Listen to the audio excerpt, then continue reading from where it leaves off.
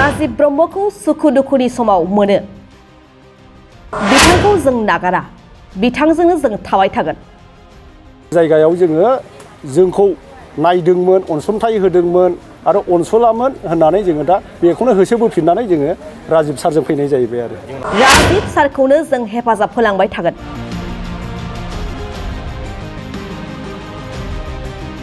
बनरगाव बियाबनि रायजो राजाफोरनि दाबि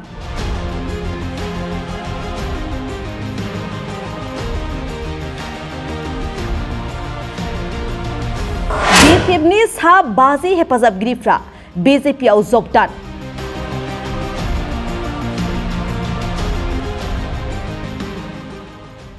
एमएलए राजीव ब्रह्मखौ हेफाजाब होनो थाखाय BJPआव जगदान जाफैदों BPFनि सा 50 मावथिफोरा।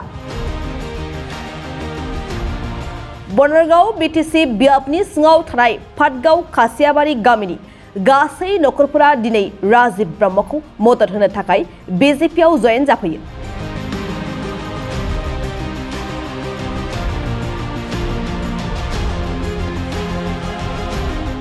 कक्राझारनि चन्द्रफारियाव थानाय BJP मण्डल मावखुलियाव दिनै मोनसे हाबाफारि खुंनायनि गेजेरजों पाटगाव खासियाबारि गामिनि रायजो राजाफ्रा जर'खायै BPFनि हेफाजाबगिरिफ्रा BJPआव जयेन जाफैयो।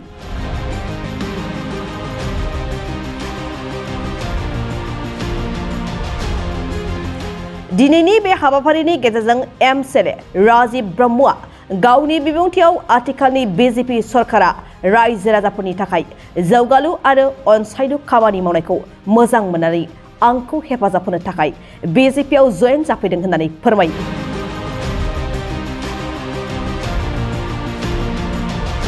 लोगोसे फैगौ लोकसभा बिसायख'थियाव कक्राझार बियाबनि NDAनि बिजाथि जयन्त बसुमतारिया देरहागोना रोखा होननानै फोरमायो।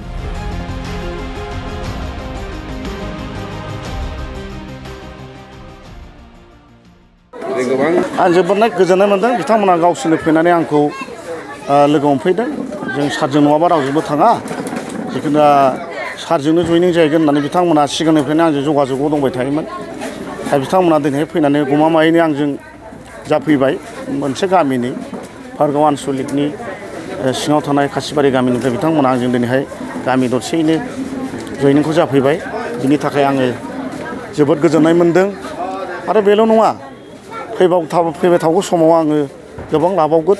दा आंजों गोबां मानसिफ्रानो कन्टेक्टआव दंबाय थायो बिथांमोनाबो थाबैनो जयनिंनि प्रग्रामखौ लानायनि बेबस्थाखौ आंखौ थिनहरगासिनो दङ। दा आङो दा समा एसे आंहा टाइमा हांथोनो जानायखाय आं लाथ'वाखै। दा नैबे बैसागुनि सिगांनो आं माखासे गोबां लानाय जागोन 300-400सो आं जयनिं लानाय जागोन। गासिबो BPFनिफ्राय फैनाय गासिबो BPF जोबखा आंबो BPFखामोन सानसे समाव। दा बिथांमोना सिगाङाव आंखौ मोनबोखानाय हिसाबै बयबो आंखौनो हांख्रायफिनदों। जेखि जाया पार्टिया जेखि जाया मानो जों सारखौ गारनो हाया होननानै बिथांमोना दिनै आंजों जयनिं जाफैदों आरोखि। आरो फारसेथिं बिथांमोना बुजिनो हादों दिनैहाय सरकार गैयाबा जेबो अनसुंथाइ मोना। दिनैहाय गोबां आसनि जेनेबा बिटिआर सरकाराव प्रमद बर' बिथाङाबो गोबां आसनि दिनै लादों।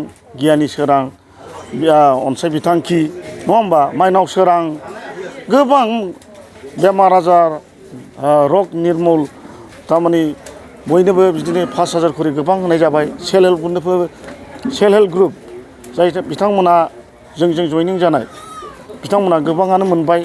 अरुण'दय फ्रम आसामनिफ्राय होदों बेखौबो गोबां BJP कर्मि UPPनि कर्मिफ्रा दिनैहाय मोनगासिनो दङ। दा बेफोरखौ नायनानै बिथांमोना दिनैहाय आंखौ बुंदों मानो सरकार गैयिजों थाबाय थानानै मा जाबावनो ओंखायनो सारजों थानोसै होननानै बिथांमोना दिनैहाय आंजों जयनिं जाफैदों आरोखि बेनो। जिहेतु फैगौ बिसायख'थियाव नोंथांनि बनरगाव बियाबनिफ्राय नोंथाङा माबायदि गोहोम खोख्लैहोनो हागोन होननानै सानो NDA दोलो जानानै? NDA दोलो हिसाबैथ' जेनेबा आंल'थ' नंला आंहा जेनेबा UPPल' आंजों थाफाबाय AGPबो थाफाबाय गोहोमाथ' गोग्लैगोन मोजां गोग्लैगोन गोहोमा बनरगावनिफ्राय गोगोम गोग्लैगोन मोजां। थारमाने जोंनि NDA सरकारानो बांसिन भटखौ मोनगोन आरोखि। जोंनाथ' बनरगाव समस्थियाव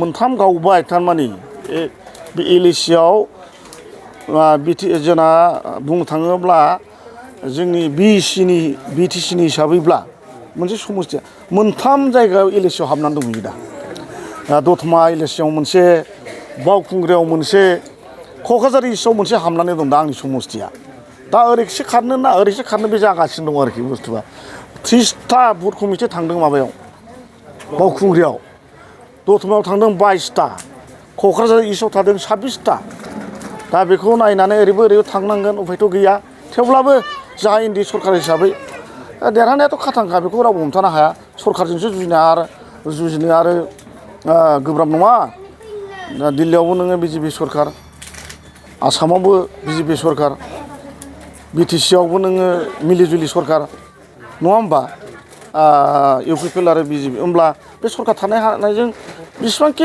केन्डिडेटआ गोरोङानो जाथों मानो सरकार थानायजों माब्लाबो हाया दा बे बेलायाव जों थांनाय समाव एनडिएआनो देरहासार जागोन आं बेखौ मिजिं थिदों आरोखि 2025आव जे बिटिसि बिसायख'थि फैगोन थ' सिदा दारा खालामदों मा जाहैयो बेखौ उनावसो बुजिसिगोन बेनि रिजाल्टखौ एमपिनि उनाव हयथ' नोंथांमोना खाथाङै रिजाल्टखौ मोनगोन माखासे गोबां फैबाय 7,000सोआ अलरेडि सिगाङावनो आंजों फैखादों हारसा बर' लानानै गासिबो दा माखासे दंबावो दा बिथांमोनानो दा आंजों जगाजग लागासिनो दङ आं लाथ'वाखैमोन सिगांनिफ्रायनो बिराद हाबनो होननानै आंजों जगाजगआव दंबाय थायोमोन खिन्थु आङो गावनो गोसो जानानै लाथ'वाखैमोन दा खिन्थु सम फैबाय उफाय गैया दा लासिगोन आरोखि आङो मोनगोन आं जथेस्थ' बिपिएफ पार्टि जोंनावथ' बनगावआव बिपिआनो स्ट्रंखामोन नालाय दा बिपिएफनि मानसियानो दिनै फैजोबदों नै बिसोरबो गासिबो बिपिएफनि जोबखामोन आंनिनो मानसिखामोन दा बिदिनो गोबां फैबावगोन आरोखि जायफोर बिजेपिआव हाबनो गोसो नोंथाङा बरायनाय बिथां जायफोर गोसो दङ जाय गोरों गोरा बुजिनो गोरोंबाथ' अट'मेटिकलि बिजेपिआव फैखायो मानो होनब्ला डेभेलपमेन्टखौ नायनानैसो आजिखालि जुगाव नों दाथ' जों बर'आ दा डिभाइड आसाम 50-50 गैथ'ला बे माब्ला जोनोम जागोन बेखौ जों बुंनो हाया जानाया जागोन सानसे समाव खिन्थु दानो जाथ'वा होननानै आं बेखौ बुंनो हायो आरोखि दा बे बेलायाव नोङो डेभेलपमेन्टनि सायाव खारलाङाबा 1 लाख साख्रि मामुलि बिना फैसायै बा खुनु पार्टिनि सोमोन्दै गैया गोदोनि कंग्रेसनि दिनब्ला मा पार्टिनि मानसियाल' मोनगौमोन दा बिजेपिआ खुनु पार्टि बासियाखै आंनि जायगायावनो बिपिएफनि लिडारफोरनि फिसाफ्रानो मेरला मोननाय दं बिना फैसाजोंनो गासिबो मोनजोबदों बेफोरबायदि सुबिदाखौ सोर होदों दिनैहाय सेल्फ हेल्प ग्रुपखौबो दिनै बिटिआरनि प्रमद बर' बिथाङा बासियाखै जायनो जमा होदों बेनो मोनदों इउपिपिबो मोनदों बिजेपिबो मोनदों बिपिएफआबो मोननाय दं गोबां जायखिजाया देरहासारनाया खाथां आरोखि जयन्त बसुमतारिया थांबाय थागोन बेनो हादों नामा नोंथाङा लोगो मोननो हादों आरामसे माने जोंनि उसुबिदा बा सुबिदा बावहाय जोङो नांगौ समाव जोङो जे हांख्रायहरो अब्लानो जों लोगो मोननो हादोंमोन आरो